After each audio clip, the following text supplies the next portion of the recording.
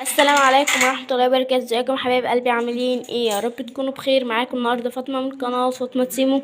ولو عجبكم الفيلم متنسوش اللايك والشير والسبسكرايب واشتركوا في القناة عشان يوصلكوا اي فيديو جديد انا بنزله. فعلوا الجرس عشان اي فيديو انا بنزله انتوا تبقى اول ناس بتتفرجوا عليا حبايب قلبي. وما تنسوش الكومنت الحلو اللي بيشجعني ان انا ارجع زي الاول كل يوم فيديوهات او احسن من اللي قبليها.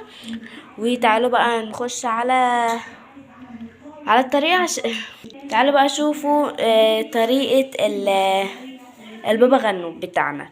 الطريقة اللي احنا هنعملها دي يا جماعة، والأكلة اللي احنا هنعملها النهاردة دي، الأكلة دي ينفع فطار غدا عشاء. معانا 3 حاجات تتاكل فيهم يعني، بس احنا اكتر حاجة بناكلها يعني في حاجتين، الفطار والغدا.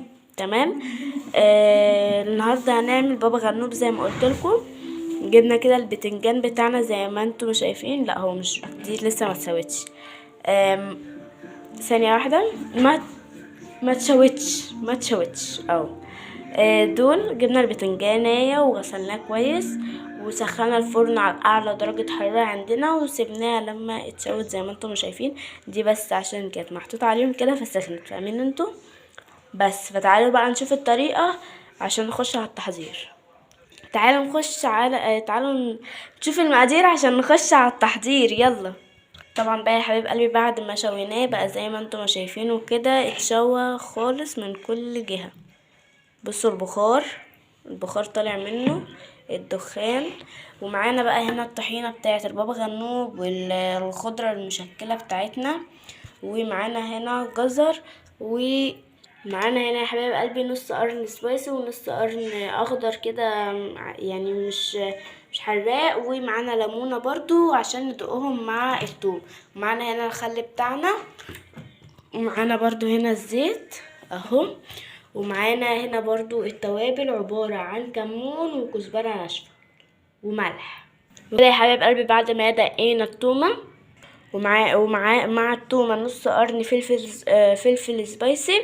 طبعا بقى ما تكتروش للي حابب، يعني اللي مش حابب يحط شطة ما يكترش يعني فيها، احنا بنحطها عشان بتديها طعم حلو قوي. انا بقى كده يا حبايب قلبي هنمسك اول حاجة البتنجان بتاعنا. تمام اهو كده زي ما انتم شايفين.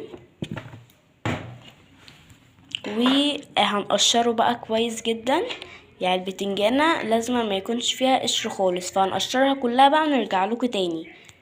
بصوا بقى كده يا حبيب قلبي بعد ما البتنجانية اتقشرت خالص، ولازم برضو الحته اللي من فوق دي نقطعها كده بالسكينه زي ما انتم شايفين.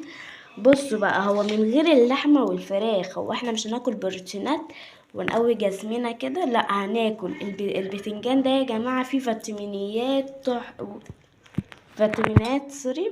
فيتامينات كويسه جدا ومفيد قوي للجسم.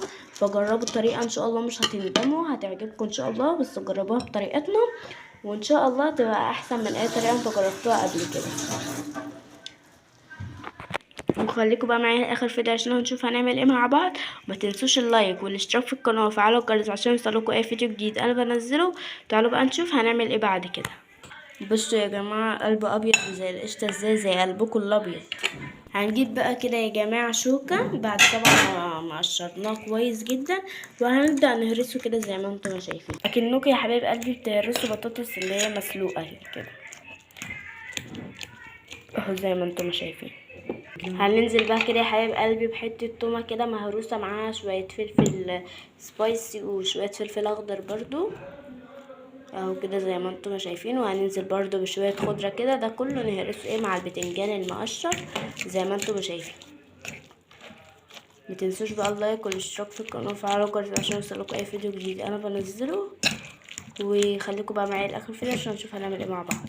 هو طبعا يا جماعه في ناس بتضربه في الخلاط والكبه وكده، بس احنا عايزين نحس بطعم البتنجان في البابا غنوج. يعني بنهرسه كده زي ما انتم شايفين. الطريقة دي يعني افضل عن بقية الطرق التانية، يعني جربوها وان شاء الله مش هتخسروا اي حاجة. ولو جربتوها قولولي تحت في التعليقات، وعايزة اسمع بقى منكم كومنتات كده حلوة. ننزل بقى يا حبايب قلبي بشوية طحينة كده على الجمال والحلاوة ده زي ما انتم شايفين.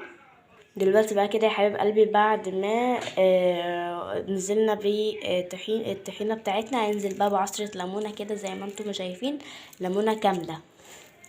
تمام اهو كده. متنسوش بقى اللايك والاشتراك في القناة وفعلوا الجرس عشان يوصلكوا اي فيديو جديد، وخليكوا بقى معايا لاخر الفيديو عشان هنشوف هنعمل ايه مع بعض. هنوصل بقى النص التاني ونرجع لكم.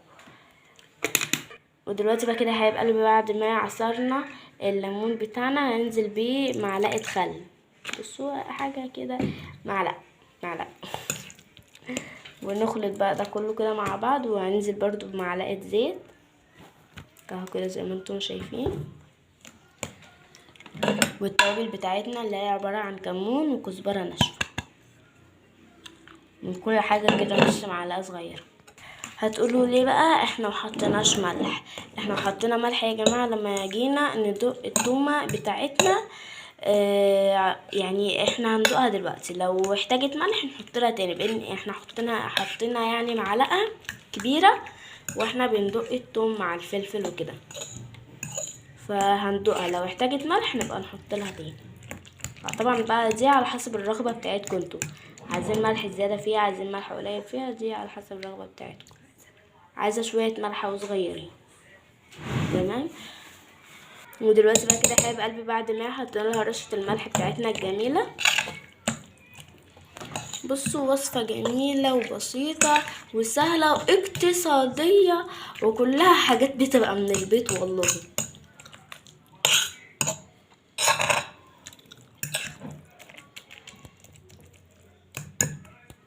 والله يا جماعه شكلها عامل زي البطاطس المهروسه، يعني مفيش فرق. بس دي بتبقى حاجه ودي حاجه تانية. ده بابا غنوج بالبتنجان الرومي، ودي بتبقى بطاطس مهروسه بالبطاطس. وفنشناها بقى كده بشويه خضره زي ما انتم ما شايفين. وبس هي دي البابا غنوج بتاعنا. وصفة سهلة وبسيطة واقتصادية ومفيش اسهل منها، ومكوناتها كلها من البيت. ولو عجبكم بقى الفيديو بتاع النهاردة ما تنسوش اللايك بتاعكم الحلو والشير، وشيروا الفيديو لاصحابكم ولمامتكم ولاخواتكم ولعيلتكم كلها عشان تعمل لكم الوصفة الجميلة دي.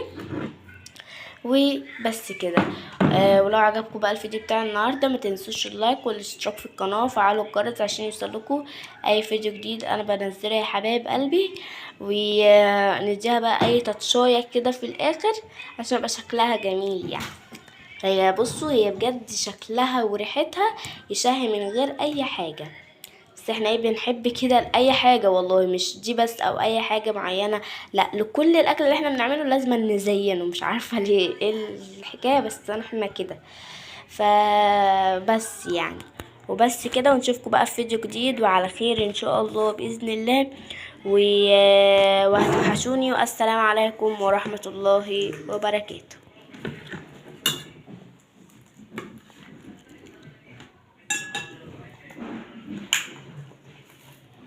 باي.